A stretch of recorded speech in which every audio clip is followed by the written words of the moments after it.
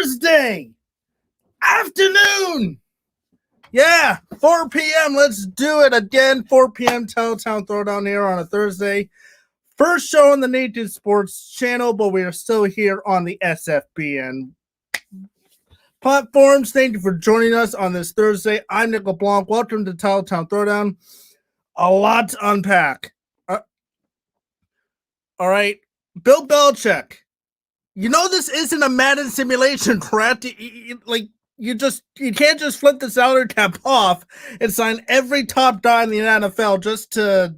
Oh my God, Bill Belichick's playing the salary cap off. All teams are like locked into the cap, saying, "Okay, we don't want to go over this."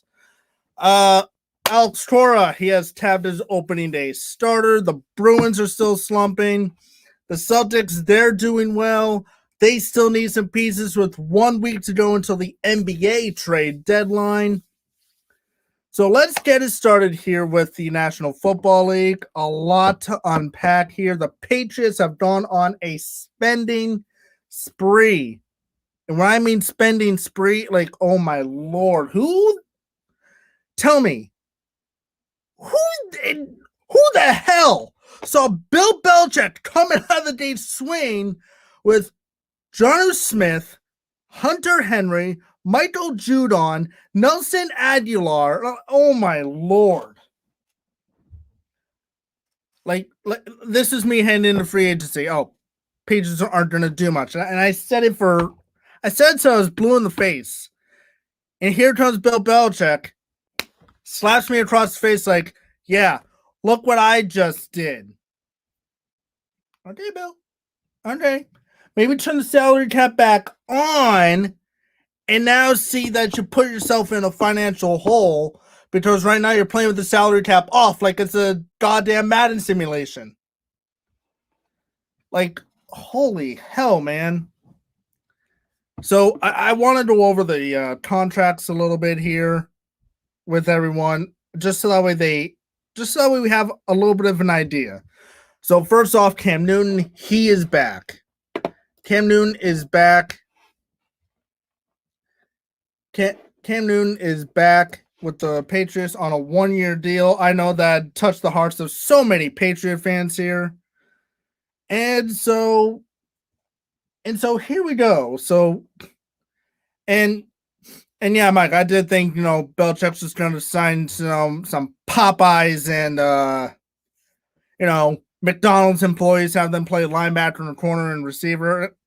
For one, look, anyone that knows me, I admit when I am wrong about a certain team or whatever. I was wrong that Bill Belichick wasn't going to spend money this offseason. I was wrong about that. I'm not afraid to admit that. Do I think he's going to draft a quarterback in the draft? No. Should I think he should? Yes. Will he? Maybe not. Who knows? I could be proven wrong with that too, and I'll sit here and admit it. All right, so here are the Patriots free agent signings as of the Monday, March 15th until today, as we said here, March 18th, the official day 2 of NFL free agency where all deals can be finalized right away. So Hunter Henry, 3 years, $37.5 million. Tight end Jonnu Smith, 4 years, $50 million. And the Patriots also traded Ryan Izzo today, so get Izzo out of there. So your tight end room is Hunter Henry, Jonnu Smith, and Devin Asiasi. Wide receivers, Kendrick Bourne, 3 years, $22.5 million. Nelson Aguilar, I believe that is a 2-year contract at $16 million, I believe. So look, are Bourne and Aguilar big guys?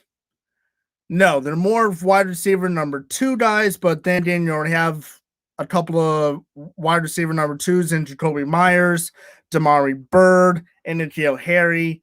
So do Bourne and Aguilar beef up that wide receiving group a little bit? Yes, but not to the extent of what a Juju Smith-Schuster, Kenny Golladay type guys, Odell Beckham Jr., none of those guys. Devin's helping me out once again. Devin, if you can get me the Aguilar specifics of his contract signing, that'd be great. Let's go defense here. Probably the biggest thing here on defense. Michael Judon from the Baltimore Ravens, 4 years, $56 million, and that is on top of Dante Hightower coming back. That's on top of, you still got J.C. Jackson running things. You do lose Lawrence Guy a bit here, but you also brought back Kyle Van Noy. So your linebacking core right now is Judon, Hightower, Van Noy. Excellent. Look, defensively with this Patriots team, I was never worried. All right, defensively, I wasn't worried. It was the offense that really got me. All right, 2 years, $26 million. Thank you, Devin. I was in the ballpark. I was about $10 million off. All right, Dietrich Wise, he re-signed for 4 years, $30 million. That is big for the Patriots. Defensive tackle Devin Gottschalk, I probably mispronounced his name. That's 2 years, $16 million. Defensive end, defensive tackle from the Jets, Henry Anderson for 2 years. I do not know the specifics of his contract money, but that probably doesn't matter. He's from the Jets. Safety Jalen Mills, 4 years, $24 million. And then defensive back Justin Bethel, he re-signed for 3 years, $6 million. But the Jalen Mills is a little surprising. I mean, Patrick Chung today, he announced his retirement from the National Football League. Hopefully he doesn't pull Rob Gronkowski, come out of retirement, then go down to Tampa Bay to join the Bucs. I'd probably just jinx the crap out of that, but I don't give a flying poop. Anyway, Jalen Mills is surprising. Not only does now he replace Chung, because he was a Chung-like player, but now the question is, what do you make of J.C. Jackson? Jackson is expected to sign the tender of what is 1 year and just under $4 million. And now if a team were to go on and sign him for, say, a 4-year, $36 million contract, the Patriots have a chance to match that. And if they do, then J.C. Jackson is here for 4 years, $36 million. If not, the Patriots will flip Jackson for a second-round pick. And that's something I love when Belichick does. He puts these conditional draft picks on guys that he can use in either this year's draft or the following year's draft, so he still gets something out of these guys. All right? So look, you look at the offense right now, Henry, Smith, Bourne, Aguilar, great. There's one problem. You brought back Cam Newton for 1 year in what could add up to a grand total of $14 million. It's a $5 million base salary with about $9 million worth of incentives that he probably might only hit about half of them. I'm not sure the specifics of the incentives, but we're not going to get into that. The point of the fact is this. We saw what Cam Newton could and could not do last year. Cam Newton could run the ball fine, but Cam Newton could not throw the ball consistently and with accuracy, and he couldn't throw the ball roughly 10 yards without getting batted down. Now, granted, did Cam have some really big throws throughout the season? Yeah, that play down in Houston, that touchdown pass to Damari Bird, had some big passes over the middle to Edelman during the season. Edelman had a career game in Seattle. But your quarterback room right now is just Cam Newton and Jarrett Stidham. I believe Brian Hoyer is a free agent. I believe they're not bringing him back. If they did bring him back, your quarterback room is still Brian Hoyer, Jarrett Stidham, Cam Newton. No change from last year. A year after Tom Brady left your asses to go join down to Tampa Bay with his buddy Gronk, retire there like the old fucking fart he is, and then he just sits back and wins the Super Bowl. That's what Tom Brady did. What did you do? You signed Cam Newton late in the offseason last year, only for him to really start to find consistency. He had the battle with COVID for a week. I'm not dodging him for that. But when he came back from COVID, though, he wasn't really the same guy. Now, there's a course over the year which Cam Newton did a really great job of taking care of the football. He did not turn the ball over. For about a 3-4 week span, The Patriots have more turnovers they're going their way than they did by committing a turnover. And then that Arizona game happened. Cam Newton struggled. Chargers didn't really need Cam that much, but didn't turn the ball over. Rams, Dolphins, Bills, sucked. And then the Jets, you let the Jets hang around for a while, but then you kick their ass in the second half, even though that didn't really matter because both asses were out anyway. Now look, the Patriots are reportedly in talks with the Niners to see what it would take to get Jimmy Garoppolo. My question to you, Patriot fans, for those who are watching and or listening, comment, please. I want to see your responses there. And this is for both Deshaun Watson and Jimmy Garoppolo. We know the situation Watson. Let's just leave that to the side. I'm not touching it. I'm going to talk about Watson from a football standpoint. I'm going to start with Garoppolo. The Niners could very easily have a high price tag on Jimmy Garoppolo. Now, this is a guy who you traded for a second-round pick back in 2017. And what did Garoppolo do in the 5 starts he started for San Francisco? He went 5-0, and that team finished 6-10. They got knocked out of the top 5 in the draft. But, if you're professional athletes, though, you want to win games, and you won your final 5 games. For an offense, guys, you're pissed off because, this effing guy, he came in here and, wow. He won his 4 teams. He knocked us out of the top 5 draft pick. Players? We don't give a damn. We don't care what you want. We care about winning.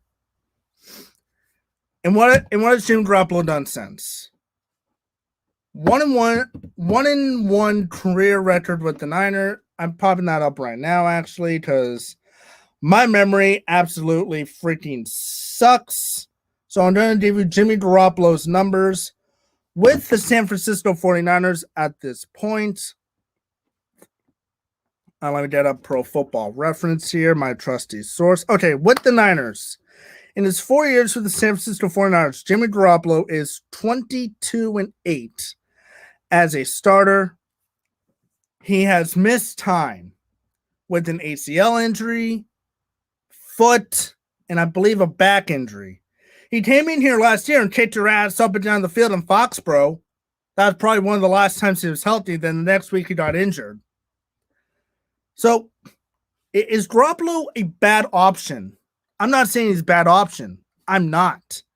I think Garoppolo is 10 times better than Cam Newton, 20 times better than both Jarrett Stidham and Brian Hoyer combined. So if you bring back Garoppolo, your quarterback room of Garoppolo, Newton, and Stidham, fine. I'm okay with that. Newton's a reliable backup.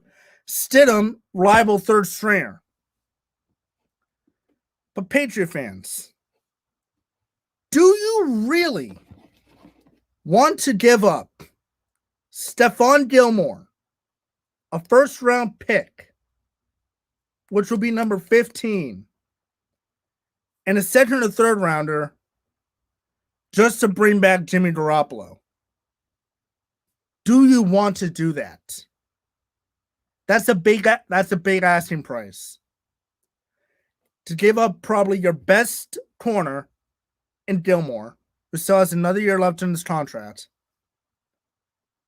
Give up Gilmore, number 15 overall, which is in the Niners off picks numbers 12 and 15, and then a second or third rounder. Is that worth it? Is it worth it to bring back Jimmy G? I would do it, but it's a big asking price. And I think the Niners will make a huge mistake if they give up Garoppolo now. They make a huge... The Niners are so far invested in Jimmy Garoppolo right now, it'd be stupid for them to waste it. Now, Deshaun Watson. I said this from the beginning. I'm going to say it again now. Not worth the time. Too expensive. You don't have the freaking draft capital. Now look, here's how a Deshaun Watson trade would go down. 3 first-round picks. 15, 2022, 2023. Possibly Gilmore. Throw in Cam Newton there because they have Tyrod Taylor as quarterback. And trust me, you want Cam Newton over Tyrod Taylor. Believe me in that. And then you probably have to throw in a second or a third. 4 picks and 2 players for one guy whose cap hit is going to go from 10.5 to 35 next season. No. You don't have the draft capital. Belichick's not going to trade 3 first-round picks for one guy. When has, besides a dumb-ass team like the Chicago Bears or another inept franchise like possibly the Dolphins or the Jaguars or screw it, the LA freaking Chargers that no one gives 2 shits about, why would Bill Belichick just want to give up 3 first-round picks, Gilmore and Newton, for Watson? Forget about it.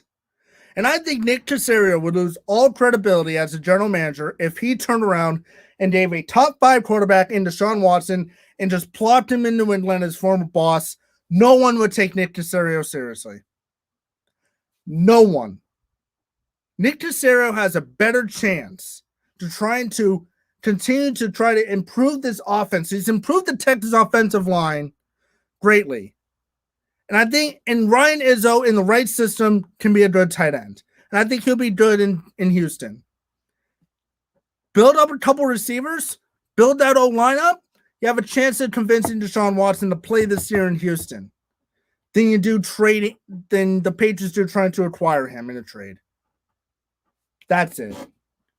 All right. Quick break. Going to get into the Red Sox. Alex Cora is named his starter. Who is that? Tell you right after this. You are watching TitleTown Throwdown on Naked Sports here on YouTube. We'll be right back.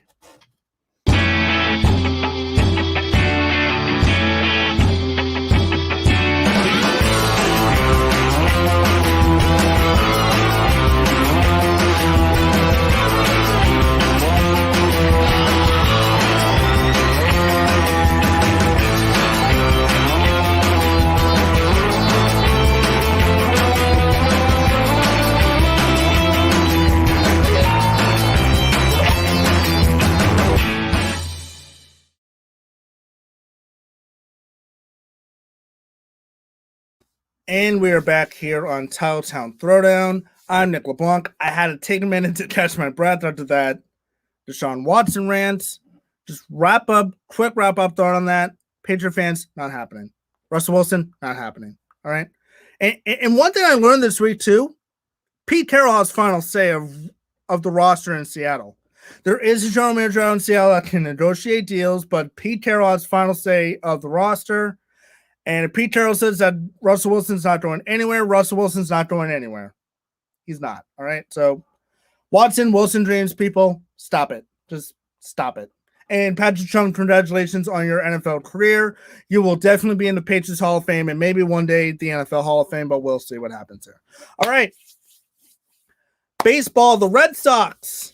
They're 2 weeks away. Baseball's 2 weeks away from coming back. Can you believe that? Wow. So it just felt like yesterday that the Red Sox tumultuous 60-game stretch ended, and Ron Ranke's firing. Alex Cora came back, and now here we are, Dan, about to start the madness all over again. But this time, we had to deal with the madness for 162 freaking games. Yay! More anxiety.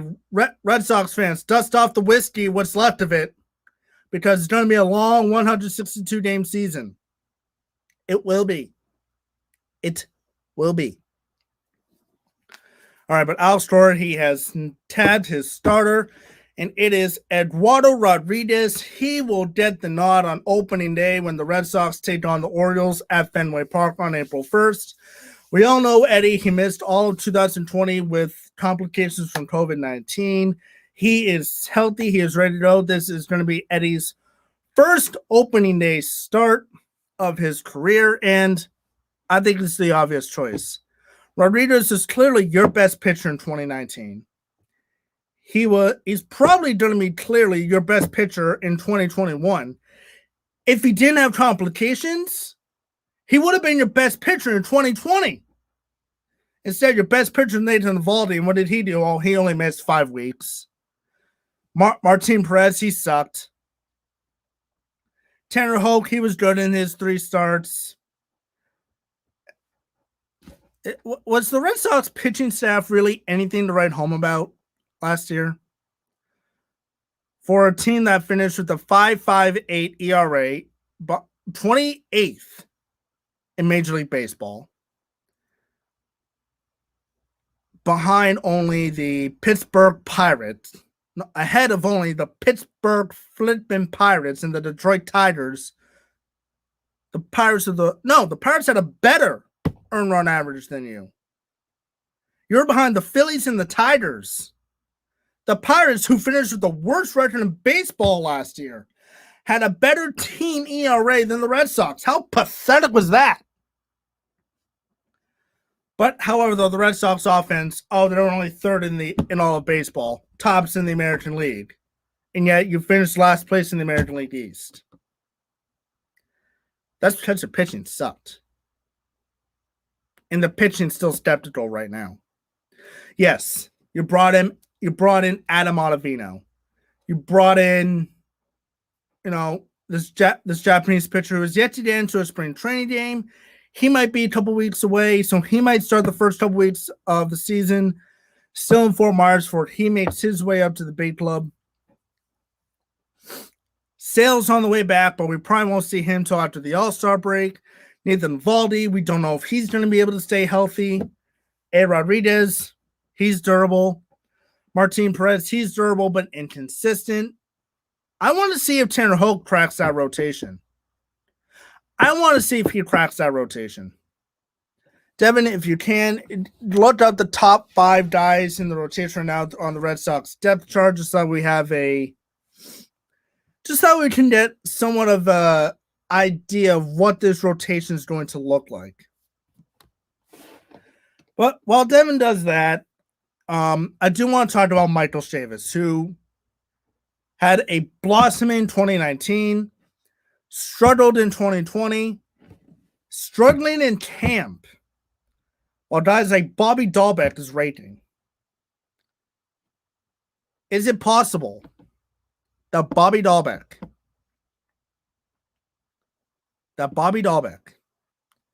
could earn a roster spot ahead of Michael Chavis? It's possible. It's absolutely 100% possible. Because look, Chavis hasn't lived up to his hype in 2019 yet. Dahlbeck, he came up late last year, raked. What's he doing in spring training? Raking. So, between Chavis and Dahlbeck, you have one guy who's on the bubble. You have another guy who's really proven himself to be a reliable threat. I choose Dahlbeck. Now look, Dahlbeck, he can be moved around. He can play third base and first base. I'll put him at first base. You got Marlon Gonzalez who can be moved around. You got Tite Hernandez who can be moved around. You're solidified at shortstop with Xander Bogaerts. You got Rafael Devers at third base. Chavis can play the outfield too. But does he fall there? He's got Franchi Cordero, who can play all 3 outfield positions. You got Verdugo can play all 3. Renfroe can play all 3. The Red Sox have options offensively and depth-wise on the bench that I think Chavis could still get it on the roster, but he won't be an everyday guy. Now, look, if Chavis begins the season in AAA, so be it. AAA Worcester, they're not starting until May because of all the COVID stuff. But, fair enough, though. Chavis hasn't lived up to the hype that he had when he came storming out of the gate in 2019. He hasn't. Dahlbeck has. So Red Sox fans, who would you rather have, Bobby Dahlbeck or Michael Chavis?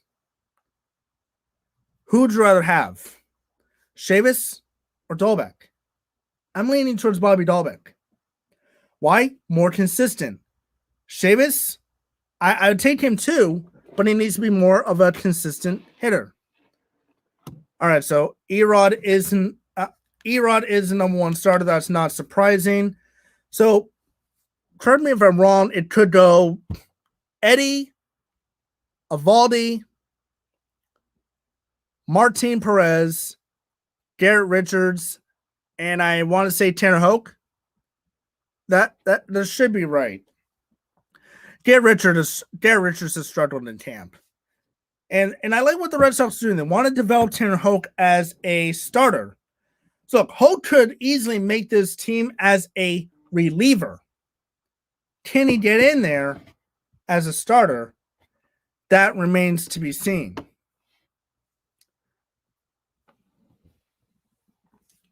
Nick Pivetta. Really? Nick Pivetta? Nick Pivetta, number 5. Alex. So, if the Red Sox want to develop Tanner Hoke as a starter, well, looks like he'll be spending the first at least month of the season in minor league camp, and probably the first 2-3 months of the season in AAA Worcester. Because right now, Erod, Eovaldi, Richards, Perez, Pivetta are your top 5 guys. The top 5 guys. Nick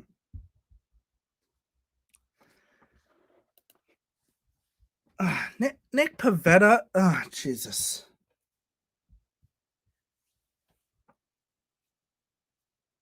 Man. Okay, I love the fact that Alex Cora is back. Do not get me wrong. Well, I'm not surprised at Matt Andrizzi, and I'm not surprised about Sale. We won't see Sale to the All-Star break. But, look, I'm fine with Eovaldi, Erod, Richards, and Perez. Swap out Nick Pivetta for Tanner Hoke. Hoke can throw gas. I don't know what Pivetta can do that. I'm not saying that Pivetta hasn't had a bad spring. I'm not saying that he hasn't.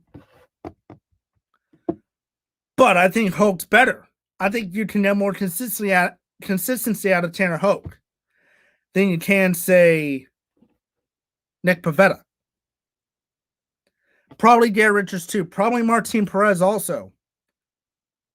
Because once Sale comes in, 3 of those guys are getting bumped out. One of those 3 are getting bumped out of the rotation.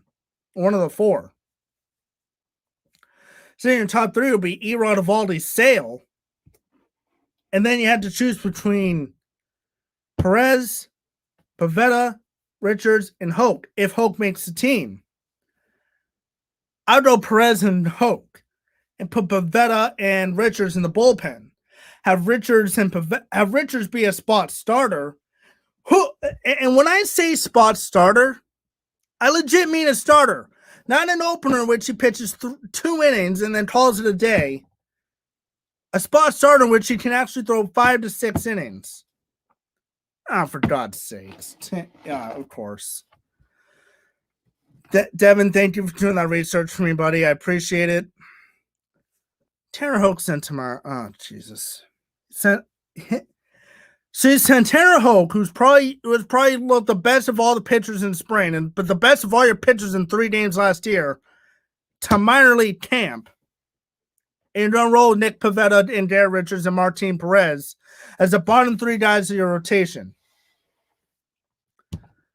I mean, Hoke, yeah, fine. Again, you can developing him as a starter.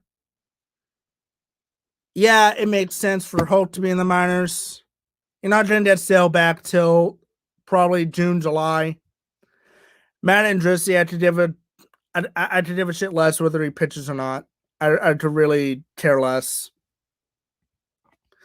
All right. Anyway, that's my thing on the Red Sox. So do a full-blown Red Sox preview next week, as then will be 1 week from the season, and we'll know who is on the roster, who's not on the roster.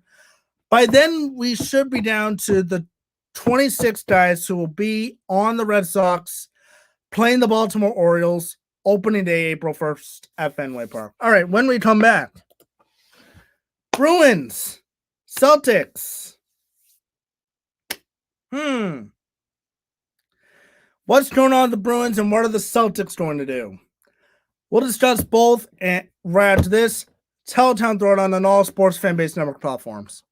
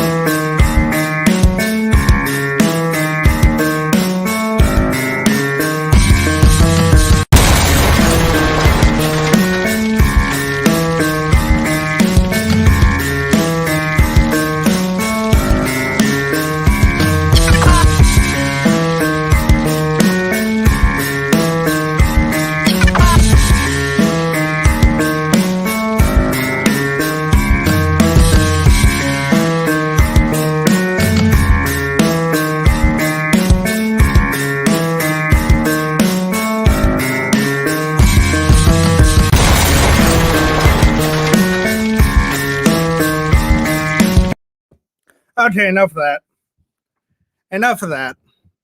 So that's just a loop, but that is her new promo for our live stream games. You can catch us doing live stream games every single time there's a high school Rhode Island event. We're going to be getting into football very shortly, along with baseball and softball. So a lot going on here for us as a network. All right, Bruins. The Bruins and Sabres, they had a scare earlier today, but as of right now, the Bruins and Sabres will be playing tonight for the first time this year. Now, you look at me and be like, but Nick, we've played the Capitals 4 times. We played the Islanders 5, Rangers 5, Penguins like 6, Flyers 6. I know. We've played everybody that's normally in the Metropolitan Division, but we haven't played the team that we normally face 4 or 5 times a year in the Buffalo Sabres yet. Why? Well, back in early February when the Bruins were originally scheduled to play these morons, their facility got shut down for 2 weeks because those dumbasses had COVID issues. Go figure. And the Sabres are a pathetic franchise anyway. They fired their head coach. Jack Eichel wants out. Taylor Hall's on the trade block again. They're probably going to be moving up to Quebec City probably in 2-3 years.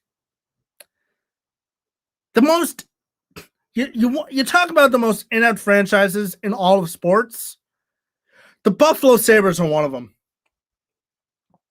Along with the Detroit Lions, along with the Baltimore Orioles. I'll put in the Tampa Bay Rays in there, even though they're just in the World Series. I don't care. I'll toss anyone in the most pathetic franchises. So that's what the Buffalo Sabres are. They're a pathetic franchise. But why was this game in jeopardy initially? Well, that's because that a Bruins player and a Buffalo Sabres hockey staff member entered the COVID protocol. And so that put tonight's game in doubt. But after contact tracing, the 2 teams are going to play after both teams canceled their morning skates this morning. So, will Tuukka Rask be available tonight? I don't know. I was trying to find that before the show. I asked Devin to find that before the show. He couldn't find anything. I couldn't find anything. I don't even know if Tuukka Rask is in net tonight. I believe I think it might be Jarl Halak in that tonight. Might be Halak with Vladimir backing up. a lot tonight when the Bruins take on the Buffalo Sabres tonight and Saturday for the Bruins to return home for 2 weeks. Anyway, though, to Rask, though, he's missed time as we haven't seen Rask since the 7th when he looked like he pulled his back against the New Jersey Devils coming off the ice. So this was Rask pulling another one of his stunts and him needing a mental and physical break, so he faked an injury. I don't think he'd do that again, given the fact that he's pulled this before and how he left the Toronto bubble abruptly, but we don't know the reason. Anyway, though, like, do I believe Rask could be hurt? Yeah, but Rask traveled with the team to Buffalo and Pittsburgh. He didn't play in either of the Pittsburgh games. Could we see him in Buffalo? Maybe. Perhaps. Anyway, though, the Bruins, though, they still need secondary scoring because they're still having a hard time scoring. They've scored 3 goals in the last 2 days, while they don't have 5. They won 2-1 the other night. Behind Vladir's fantastic first career NHL start performance. But lack of scoring, though, for the Bruins has been an issue. The Bruins are 2-5-1 in their last 8 games. In case you didn't know, that's not good. It's not good. So, anyway, though. Do I think the Boston Bruins can easily do this? Yeah, they can. But the Bruins need to add a scorer. You can swoop Taylor Hall away from the Sabres. They're looking to move him. Hell, the Sabres, they just fired their freaking coach because that's how up to their franchise is. I still want this team to go after Oliver Ekman-Larsson in Arizona. I want them to go after... There's so many things that the Bruins can do that I want to see Don Sweeney do it. Don Sweeney, you need to pull the trigger here, man. You need to pull the trigger. Because if you don't pull the trigger soon, nothing's going to work. Nothing's going to work. Why? Because you didn't pull the damn trigger!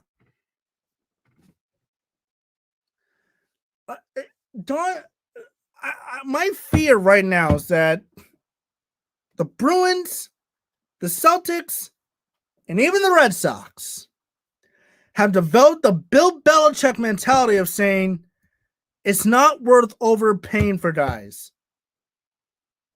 How the hell are you going to win a Stanley Cup? In the NHL, you need to overpay for a guy, whether it's a 1-year rental, 2.5 year. I don't care. Do you want to win a Stanley Cup or not? Do you? The answer should be yes. Then go out and get somebody like a Taylor Hall, like an Oliver Ekman-Larsson.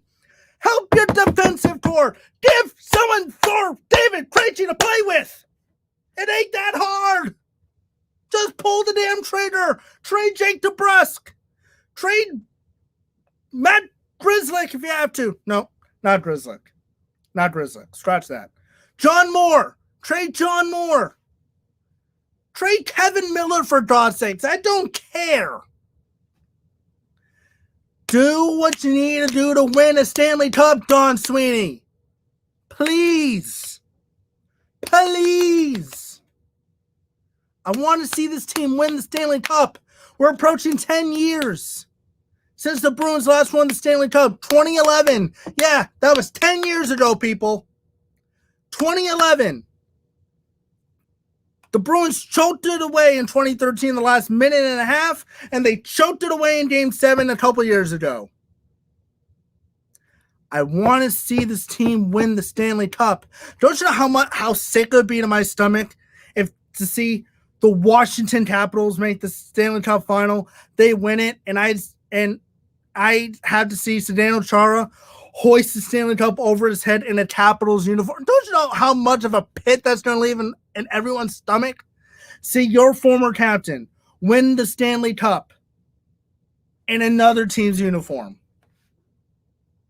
It's one thing seeing Alexander Ovechkin win his second cup. That's fine with me. It'll be sick to my stomach to see Chara do it because Chara was your captain 4 freaking months ago. No, 6 months ago he was your captain. 6 months ago he was your captain. And you let him walk to Washington, D.C. I want to see the Bruins pull the trigger. All right, what's on tap in the NHL tonight? Besides the Bruins and the Sabres, who will be playing their first series tonight. On tap, you want to keep an eye on the Penguins and the Devils, the Flyers and the Islanders, and the other games such as the Blue Jackets and the Carolina Hurricanes.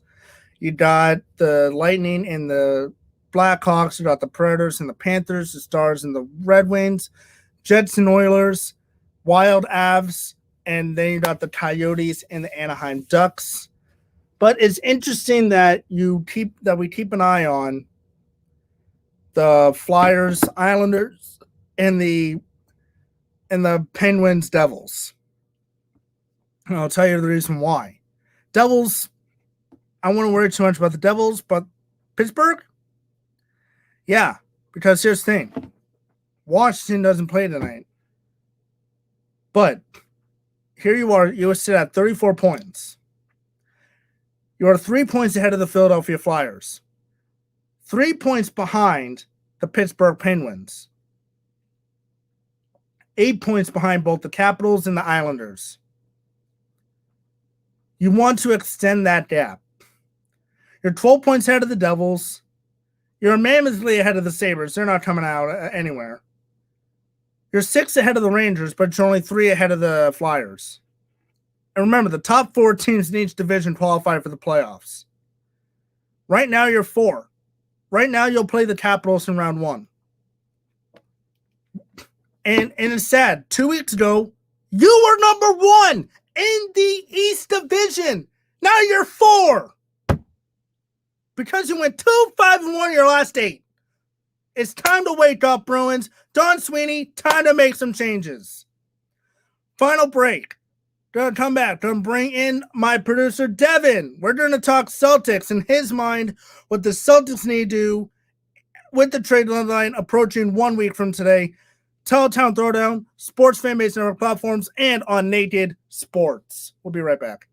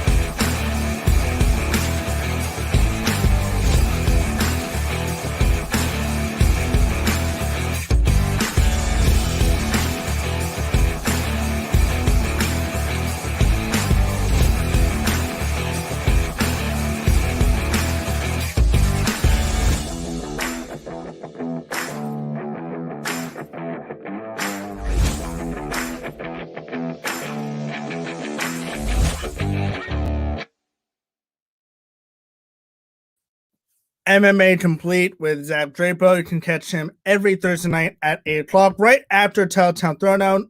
Normally, I am on at 7, then it goes MMA Complete.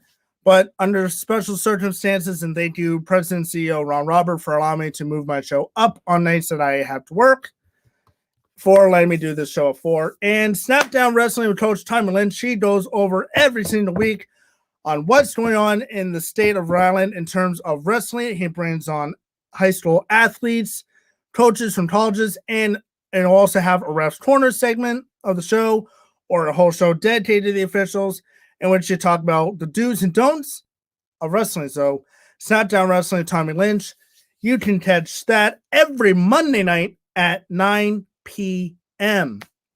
All right, Celtics. 1 week to go till the trade deadline. What do they need to do? I'm going to bring in my own personal Celtics expert, my good friend Devin Telegani. Devin, welcome. Greetings down under. How are you? Oh my gosh. All right, buddy. So deadline is 1 week from today for the Celtics. Yes. The Celtics, they had a bit of a slump recently, but the Celtics have won 5 of their last 7 games. They've looked good. They're playing more better as a collective unit. But in your mind, what do the Celtics need more to do if they want to try to get over that hump and win banner number 18? So what the Celtics need to do is they need shooting, and they need a center and a big man. So what I've been hearing is that they are trying to acquire John Collins from the Atlanta Hawks. You would probably have to send over some draft picks and maybe Grant Williams, maybe a little Tristan Thompson. He's not going to be cheap. He ain't going to be cheap, but I've been also hearing LaMarcus Aldridge would be a good fit for us because we need Bob there, and we need to wake the hell up. We really do. Because losing to the Cleveland Cavaliers last night, 117-110, that can't happen. Oh, they lost to that pathetic. They lost to the Cavs, bro. 117-110 was the final. As I mentioned last segment of NM franchises in sports, the Cleveland Cavaliers are right there with the Detroit Lions and the Buffalo Bills. Don't have anyone good. Buffalo Sabres, not the Bills. The Bills are actually on the rise, and the Bills are actually competent. The Sabres are incompetent. Exactly, but the Cavaliers, all they have is Sexton. They have Sexton. Andre Drummond, he's about to get bought out by the Cleveland Cavaliers, so he's good as gone. They have Larry Nance Jr. He's still okay, but still, those are the only good players that they have. No one else is good. It's one thing to lose to the Cavaliers when LeBron James and Kyrie Irving was there. That's fine. If they had some talent, I'd be fine. Losing to them now, it's like, come on. SpongeBob and Patrick could beat them. Easily. Timmy Turner could. Throwing Cosmo, too. All right, so the Celtics obviously need some scoring depth, too, on that bench because they do. Marcus Smart's back. That's really rejuvenated this team a little bit. Brown and Tatum, they're starting to share the ball a little bit more. But will it be willing to maybe look at a trade option for Marcus Smart if it is to improve that position a little bit? Because the Celtics, they've been to the Eastern Conference Finals multiple times. Exactly. But they haven't been to the NBA Finals since 2010, and they haven't won the whole thing since 2008.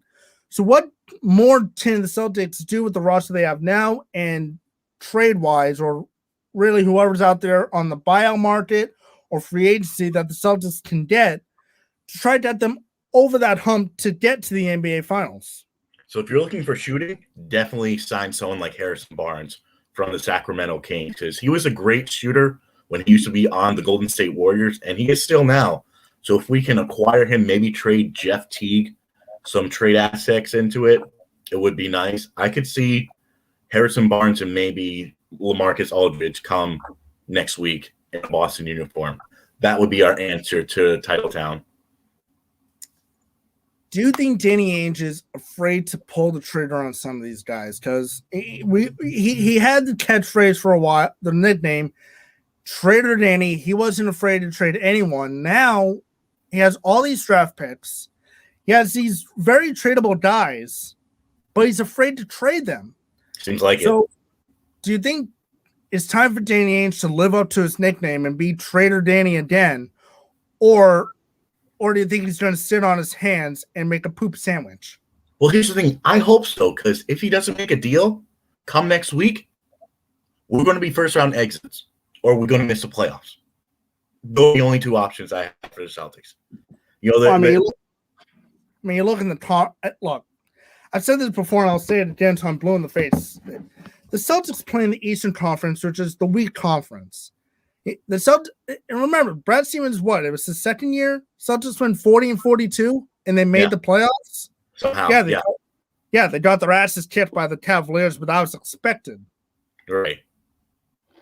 But look, the Celtics, they fell a little bit, but they're back on the rise now. And we look at the standings right now, conference-wise, they fall into seventh. They're 500. Sadly, 20 yes. and still, though, you look at the teams below them. The Knicks are coming back down to earth. They're 20-21. The Bulls are 18-21. The Pacers are 17-22, and it just gets worse down from there. Exactly. It's like they're in a tie for fourth place with all these other teams in the East. It seems like it.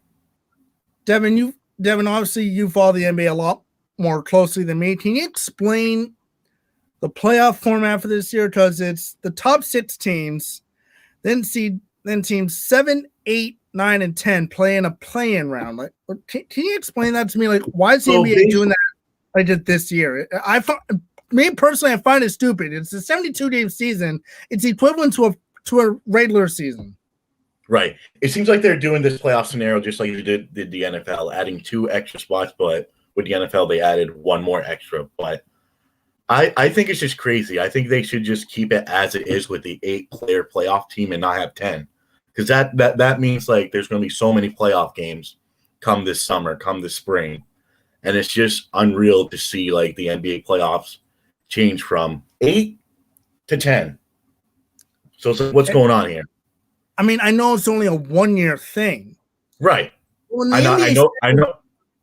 And I know they're just trying it out this year just to see how things go. But I think things should just stay with the way they were.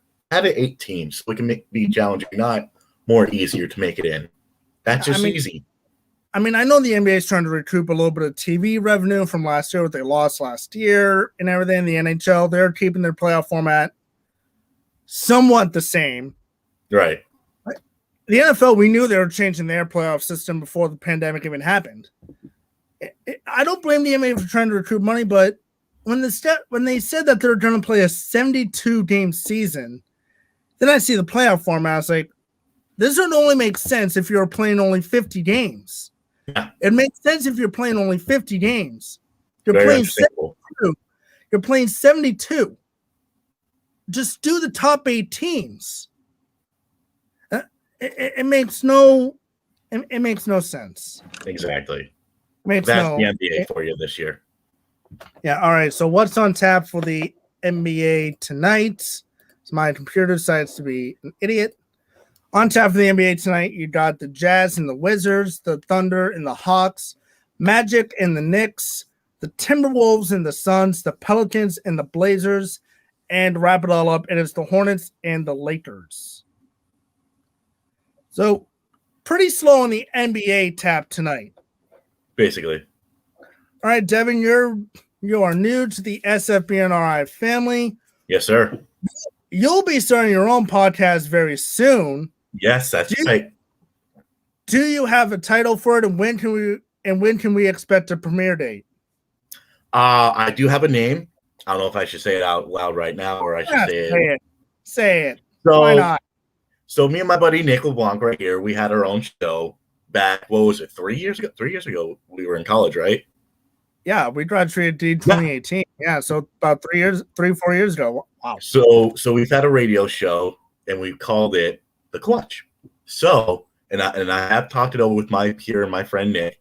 It was a very tough negotiation. Oh, shut up. But we finally came to agreement that my new show, the Devin Talgani Show, will be called The Clutch. And I think The Clutch should live on. What's that? I think The Clutch should absolutely live on. Yeah, absolutely. Exactly. And we'll have my buddy Nick on for a couple shows, and we'll get it going. And here's the thing. If only we can find the computer at Dean where we did that intro on. That'd be. That would be the perfect intro for that show. It would be. We need to visit our good friend Vic Michaels. I forgot what computer it's on. Knowing Vic, he probably deleted it. Dude, I think we have it in like one of the old discs. I don't know if he got rid of it or. No, we had it in the computer system. Oh, right, we did. Dang. He probably got rid of it, which I don't blame him. Exactly. And if you guys don't know me, I'm just as hot-headed as this guy, Nick LeBlanc. I go crazy sometimes with all these sports facts. So get ready. You're getting a second LeBlanc here. Devin's a little more level-headed than I am. I just go off. Devin will defend the Boston teams more than I give them credit for. Devin will defend these guys. Devin will defend them. And then there's me. I'll just absolutely trash on anyone. I don't care who you are. All right, once Devin, you get me talking about Jimmy G, I'm off. Here we go. All right, buddy. Thanks for joining in for the final segment. Needed a basketball insight for this. TitleTown Throwdown will be back next week at its normal time, 7 p.m. But for this week, I'm Nick LeBlanc saying good night, and until next week, have a good weekend.